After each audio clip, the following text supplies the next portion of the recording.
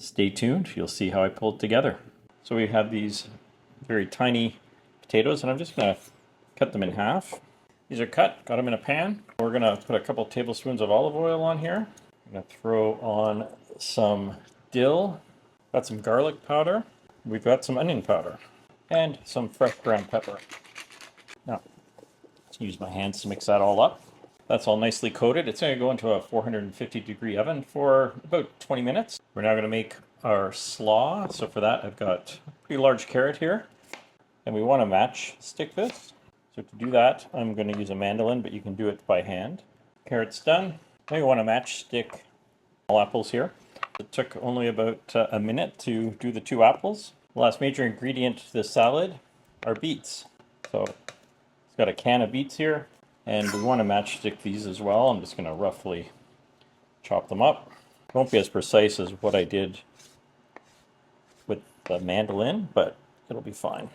Now we're going to add the makings of our dressing to this salad here. So about a 1/4 cup of mayo goes in. I'm going to add in a generous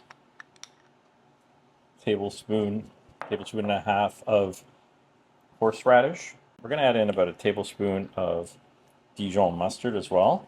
And got some golden raisins here, so add in about a 1/4 cup or so. Season this with some salt and pepper. And we're going to mix this up. That's now done. I added another tablespoon of Dijon, another tablespoon of horseradish, and more salt and pepper, really to just give it a bit more punch. Potatoes are done. That took about 25 minutes. 2 sirloin steaks here, and these have been sitting at room temperature. I salted them quite heavily and let them sit out for about 2 hours. And now I'm just going to make a point of really drying them off so they're good and dry and they take a good sear. I'm going to cook both these steaks with black pepper.